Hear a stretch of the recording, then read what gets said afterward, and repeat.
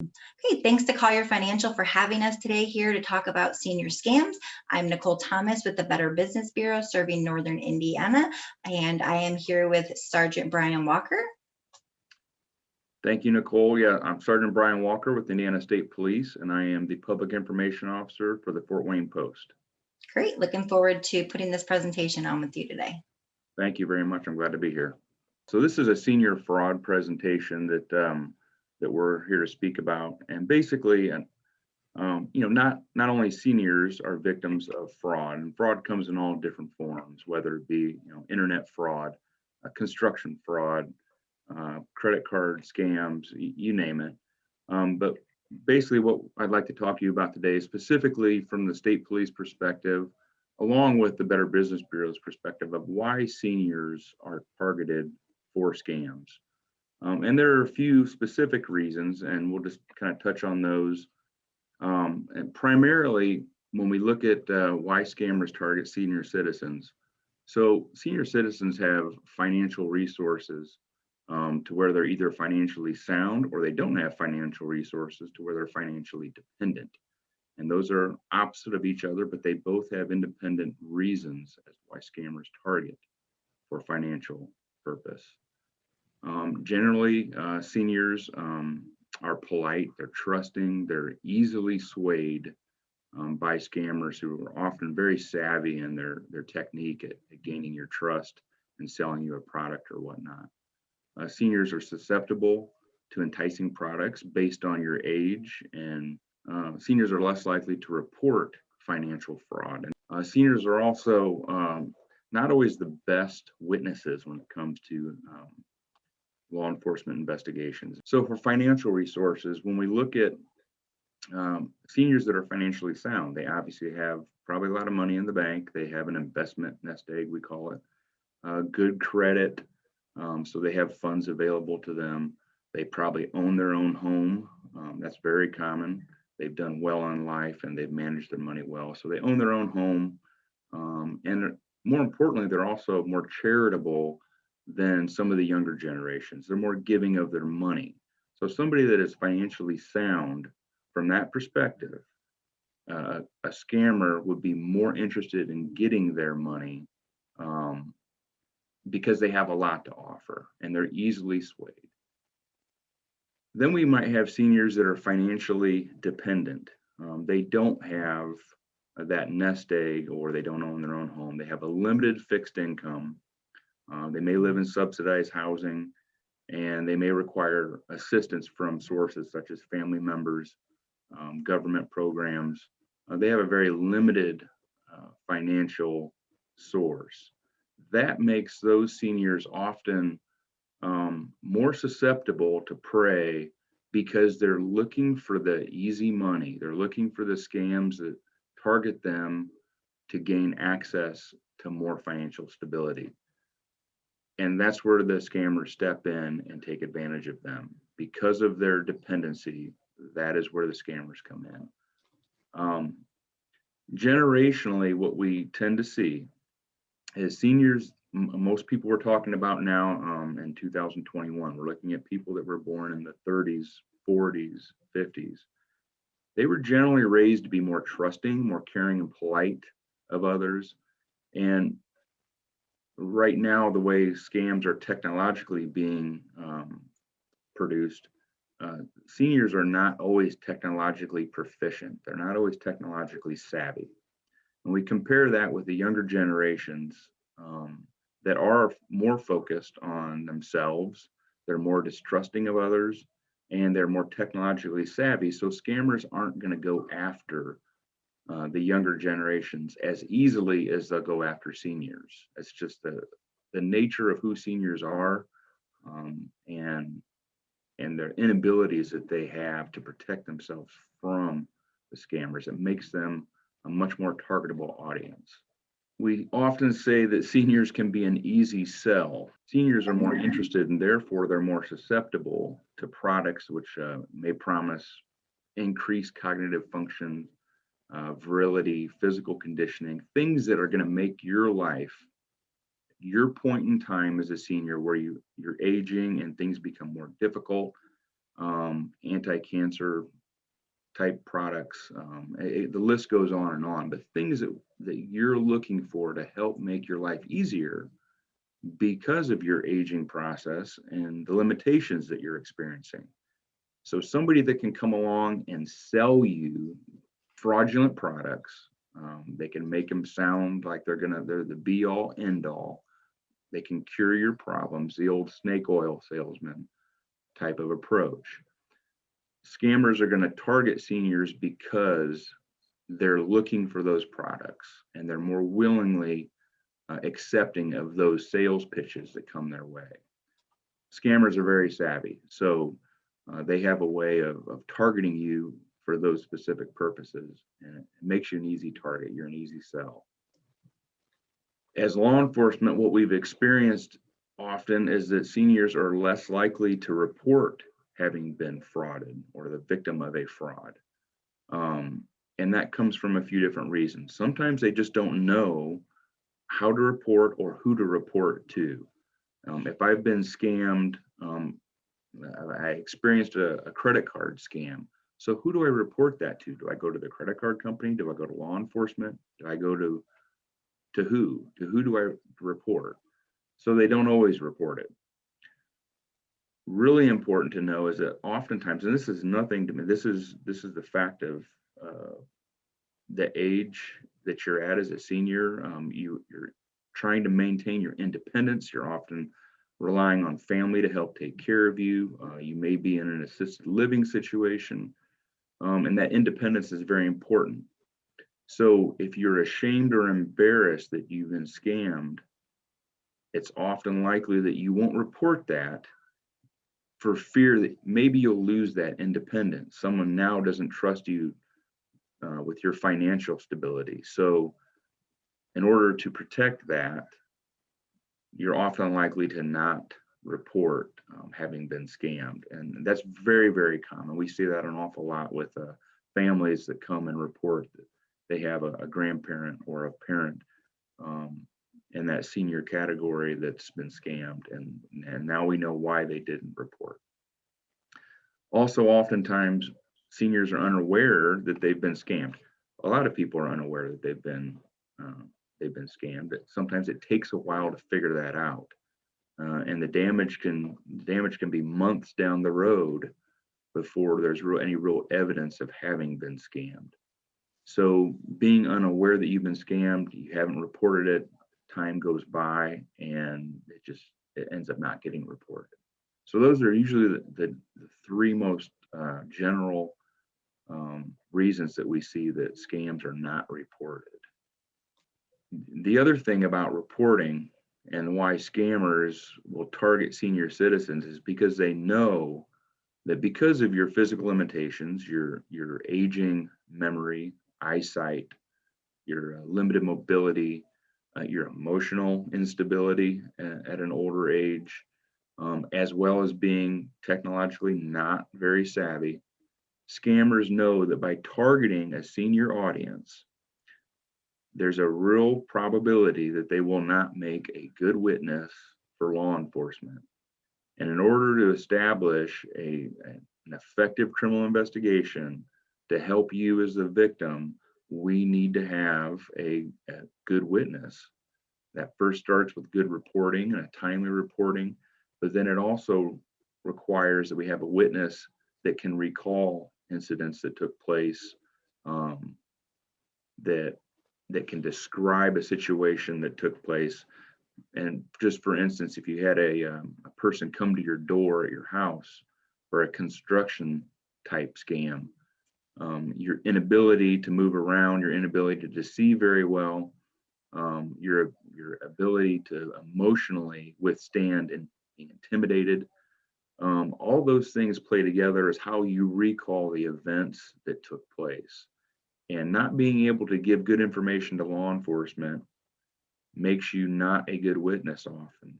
And scammers know that, but specifically that's why they target seniors. They've got money or they don't have money and they want to gain financial independence, so they're willing to take a chance, take a risk. They They don't report very well, and when they do report, they're just not a really good witness often. So Well, I think that's going to bring us right into the scams that seniors may encounter, and ones that we at the BBB and most likely at ISP as well see quite a bit of.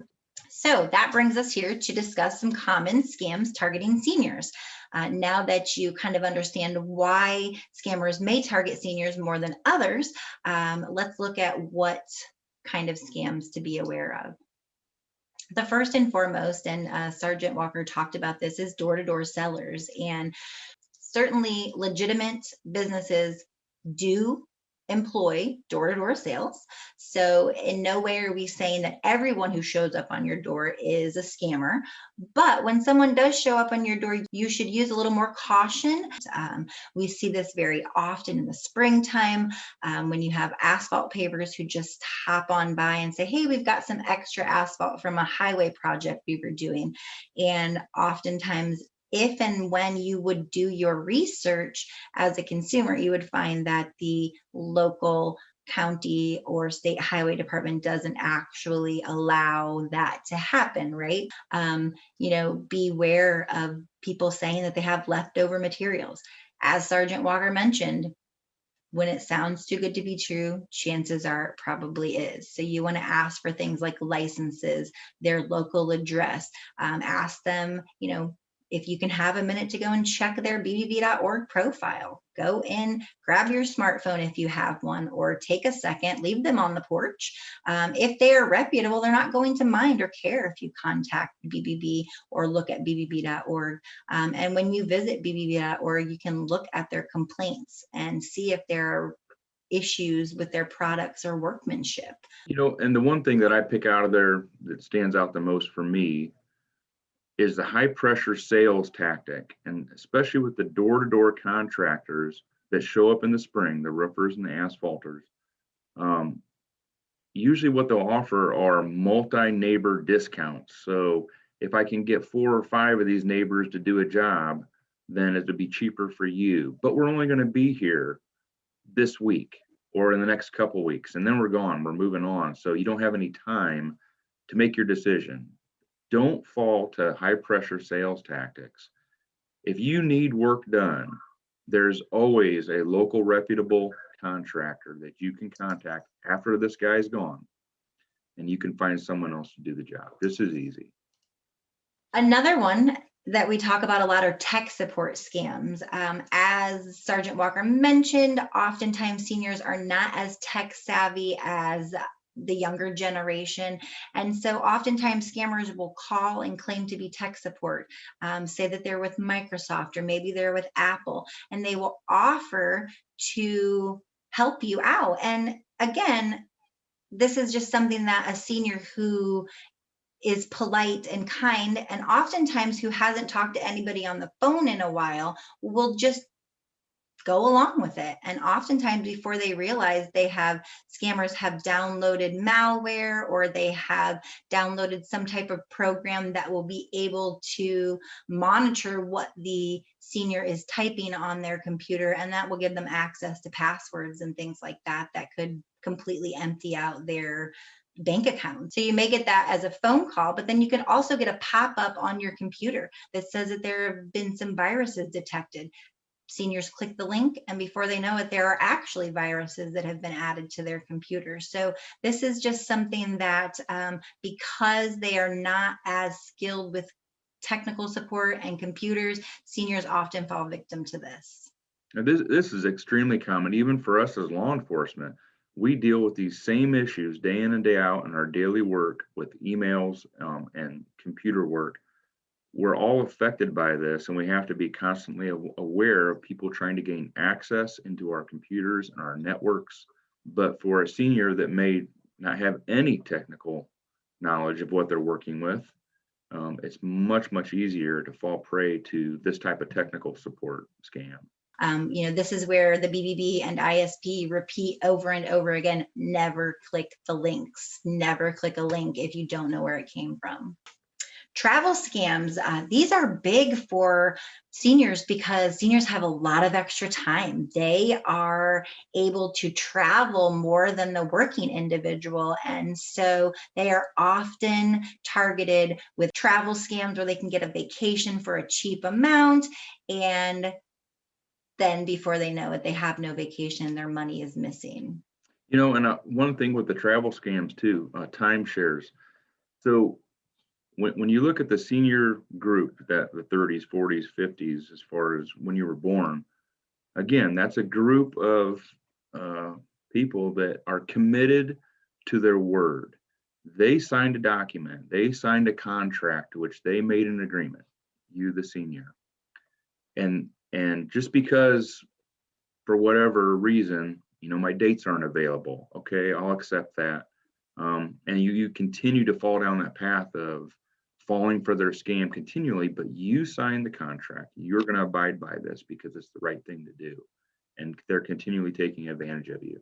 They're playing on your emotions as a good person, as someone that's going to do the right thing based on your agreement that you had, when all along they are taking advantage of you. And very, very frustrating to deal with those. Yeah, and this is definitely where we encourage seniors to do some checking first. So contact your kids and ask them, what do you think about this, right? Or do a Google search and use the name of the company with the word scam after it and find out if others have reported this same scam. And when you do that, a lot of seniors will be able to avoid being scammed because other people have shared their experience and put that on the internet. And so, that's why we recommend that people visit bbb.org/scam tracker, because even if you haven't lost any money, you can put that information into Scam Tracker, and then people will be able to utilize that when they're doing their research, as we suggest all do. One thing that most people do online is they want to look at reviews, people that have submitted a review for a particular service. Well, it's also common for those reviews to be fraudulent as well. So you can't always trust just by the website that you're on doing that review through that website. Again, reach out to your family, friends, other people that have taken advantage of this timeshare or this same thing that you're looking at, and see what their experience really was. Don't just go by what the website reviews show. Absolutely. And that's why we recommend bbb.org, because BBB actually vets the legitimacy of anyone who does a review or a complaint. We make sure that they're a real person and that a transaction took place. So you can trust the reviews on bbb.org. But a lot of times, again, as you mentioned, if people are ashamed or, they feel bad that they've been taken advantage of, they don't often leave reviews. So, definitely take advantage of bbb.org, but do some deeper diving too, because it may not be there. Telemarketing scams, these are so common. We actually tell seniors all the time, if you don't know who's calling you, then hang up. And then today, sadly, you just can't even trust your caller ID. We've gotten calls here at the BBB for the last year about businesses who are getting their phone number spoofed. So it's looking like when the senior picks up the phone, it looks like it's Lutheran Hospital, or it looks like it is the tax professional, because that's what the caller ID says. But it's actually a scammer who has found a technology that allows them to fake the caller ID. And so oftentimes seniors think that they're talking to someone legitimately, and it's actually not. Right. One of the most common phone scams we've seen here in the last couple of months has been just that, with spoofing a number. And the scammer will call and advise the senior that they've been victim of a financial fraud. And in order to help them, they want to get a hold of, say, the Indiana State Police, and have a trooper or detective call the senior, so that they trust them. So they'll get the phone number from the senior of the local police agency, whatever that may be, and then they will spoof that number and then call them back, and then say that I'm Sergeant Walker with Indiana State Police, and I'm been made aware that you've been scammed, and I'm here to help you. And now you have trust, and it's all part of the bigger scam. So that has been extremely common here in the last couple months. Yeah, and it unfortunately it causes problems for the seniors, but it causes problem for the businesses as well, because the senior or the person who's being scammed will call them back and say, hey, you just called me, and the business itself has no idea what they're talking about. And that's Right. actually how we get a lot of our reports. So, we just recommend that seniors sign up for the do not call list. They can call the number there. They can go to donotcall.gov. And then, if you get those robocalls where you pick up the phone and you just hear the pre-recorded message, just hang up. If someone has something important to say to you, they're going to call you and they're going to speak to you. Most likely those robocalls are, I'm not saying they're always going to be fake, but the vast majority of them these days are some hook to a scam. Free trial offers. Again, this is something that they kind of reel seniors in because they have a niche market. So anti-aging creams, anti-cancer, vitamins, things that are going to make seniors regain their youth. You see them on infomercials, online ads, and today they are horrible on social media.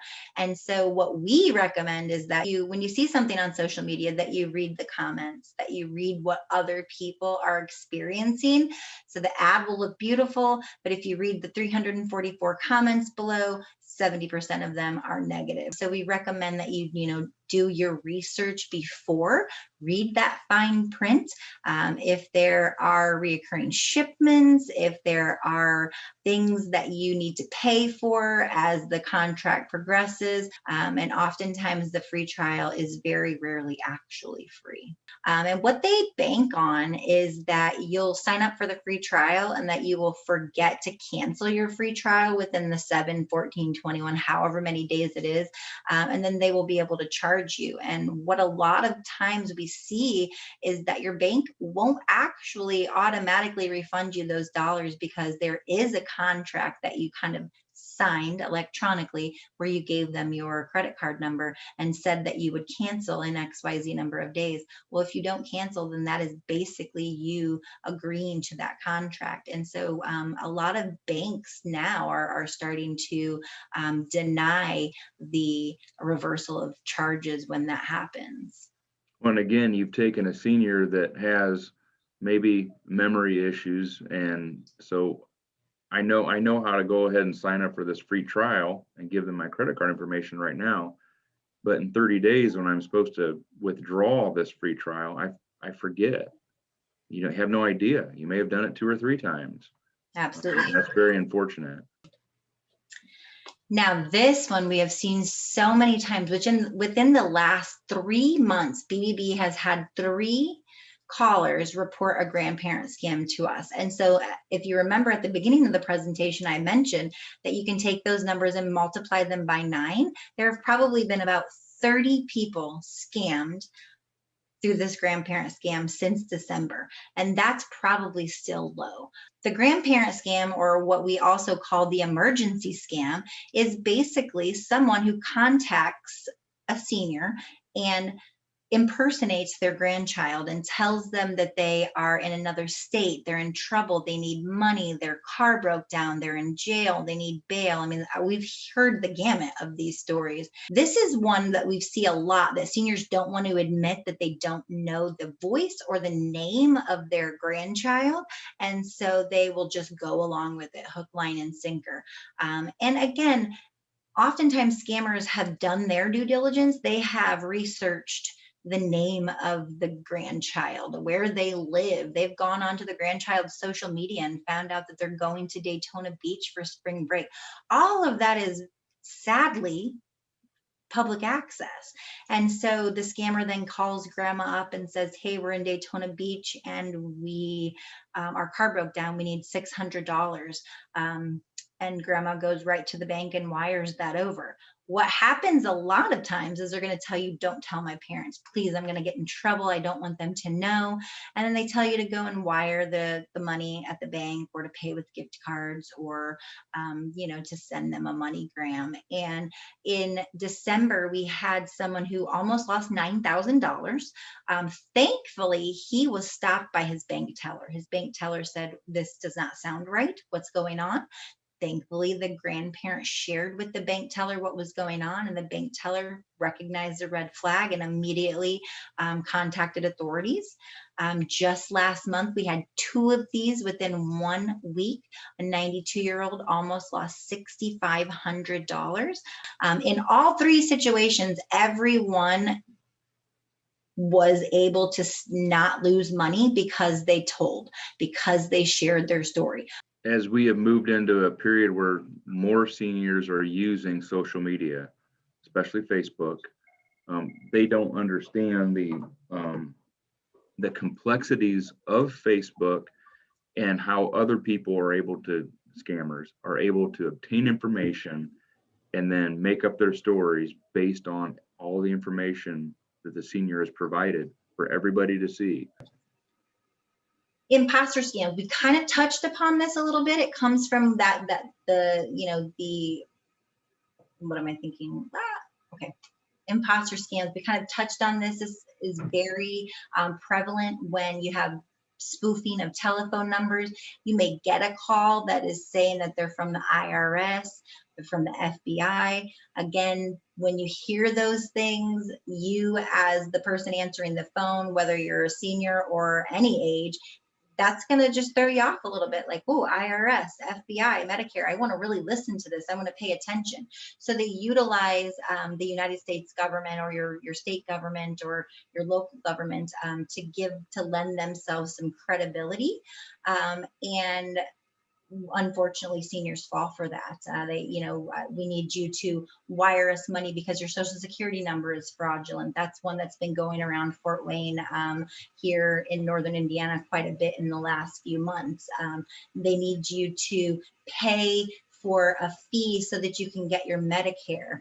All of those things being fake, right? And so we recommend that you do your research before you hand over your money, before you hand over your credit card.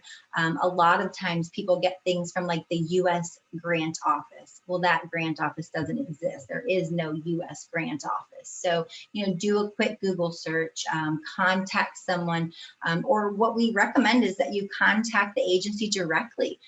Call the IRS directly and say, hey, you called me today. What can I help you with? And most likely you're going to find out that the IRS did not call you. Most government agencies talk to the consumer through mail. Very rarely do they call them, and they almost never, ever, ever email you. I've never seen a government agency email anyone. Again, they're playing on your emotions. Number one, you want to do the right thing. You don't want to be in trouble. And so when you see some of these agency names pop up, such as the IRS, you definitely don't want to be in tax trouble. So you immediately are drawn into the first stage of the scam. And that's all they're doing. They're playing on your emotions. Great information. Let's talk about what seniors can do to avoid these scams. What we would encourage, the Indiana State Police always encourage you to be wary of any unsolicited emails that you didn't specifically go out there and make contact with. Someone just sent you a solicitation to the email. Phone calls that are unsolicited, door-to-door sales or contractors, always be very wary of those unsolicited door-to-door sales. We just don't know who they really are or what their real intent is. And also be very wary of those internet advertisements that appear too good to be true. Whether you're on eBay, whether you're on Craigslist, or whether you're just kind of browsing the internet, you're always going to find these too good to be true advertisements, and they probably are. So we definitely want to make you wary of that and stay away from those. With whatever you're doing, whether you're doing business through emails, phone calls, door to door, on the internet, verify any unsolicited sales offers. And by verifying, I mean get the person's name and phone number, contact information, their business contact information, and tell them you'll call them later, or you'll get back with them after you've verified who they say they are. And then do a little bit of background check, whether you talk to the BBB or whether you call the state police, your local police department. Definitely try and call the business and make sure that it's valid, but always verify the information that you're being given. If you can't verify it, there's probably a pretty good chance that you were being taken advantage of. So, and lastly, we always want to tell seniors to never give out their personal information. Your birth date, your social security numbers, your driver's license information, bank account information, and credit card numbers. Never give any of that information out to anybody, regardless of whether it's on the internet or in person, on the phone, until you've verified who you're dealing with. And that can be difficult at times. And you may be talking to somebody that's legitimate, and a little bit of verification should prove that. But always protect your personal information, no matter what. So what should I do if I feel that I have been scammed? And number one, don't be ashamed and don't be embarrassed. You need to report that incident immediately. And we put a list here of the 5 primary entities that you should report to. Number one, you should report to law enforcement as soon as possible. Your financial institutions, your banks, your credit cards, any of your credit agencies, always report to them as well. If you think you've been scammed, they can help protect you by blocking your accounts or locking your accounts out and monitoring that information for you. Definitely report to your family. If you have family members that are in charge of your care, a power of attorney, someone that is responsible for your financial well-being, please report any of these types of incidents to your family members so that they can help you. They're there for you, and that's why you put them in charge of certain aspects of your life, such as your financial well-being, and you have to trust that they have your best interest at heart. So report to your family. If you're doing business on the internet, such as eBay or Amazon, report to those institutions as well, because they may be able to help protect your accounts. They may be able to get you some financial regain if you have been defrauded. So it's important to reach out to them as well. And lastly, but definitely also extremely important, is the Better Business Bureau is here for your advantage, and they maintain information a lot of times that law enforcement doesn't even have. So reaching out to the Better Business Bureau to do your verifications is extremely important. And then to maybe also look at trends that they're seeing in your local communities that maybe they have information on, and they can help guide your decision on whether you do business with a certain entity or not. So contacting the Better Business Bureau is extremely important. Gosh, thank you. That's amazing. That's some really great information. A stat that BBB uses a lot is that only 10% of scams are actually reported to us. So when BBB puts a number out there, you can pretty much multiply that by 9 and assume that that's how many scams are out there. Yeah, I would agree. I think most of the people that come here to the post and want to report having been scammed, number one, they're all very leery of it, and they are embarrassed. They're embarrassed to report to us. So it's just a fact of somebody taking advantage of you is embarrassing. But the fact is, it's the life, the world we live in, and you have to do what you can do to protect yourself and protect your assets. Yeah, we share a lot too. We talk about the fact that, especially as you mentioned in this senior demographic, because they are so fiercely tied to their independence and they don't want to seem as if they are, not of sound mind or not able to make decisions. And so a lot of times we have to remind both seniors and their children often that no one is to blame here except the scammer. The scammer is responsible for their behavior. It is never anyone's fault. Certainly there are things you can do to reduce your risk of being scammed, but if you are scammed, it is always the scammer's fault. It is never your fault. And scammers are good at what they do, or they wouldn't be scamming. It's a job to them. It is a second, a third, a fourth. They don't have normal jobs. This is what they do on a daily basis to get money. And so they are excellent at what they do, and there's a reason that they continue doing, and it's because they are able to find those people who are more susceptible. And so thank you so much for sharing that. I think that's some great information. If you feel as if you have been scammed, we recommend that you contact us here at the Better Business Bureau. You can go to bbb.org/Northern Indiana, or you can contact the Indiana State Police or your local police department as well, so that you can make someone aware of the scam, because helping to make someone aware of the scam means that someone else could avoid it in the future. Well, thank you for joining me today to talk about this, Sergeant Walker. It's been great. Nicole, I would just like to add in closing here that I've only done the senior fraud presentation a couple times. I do all different topics of public speaking presentations, run the gamut. But this senior fraud presentation has been the one that I have seen the most emotional reaction from live audiences. It's unfortunate that we have to do this in this format and we can't be live with our audience group here.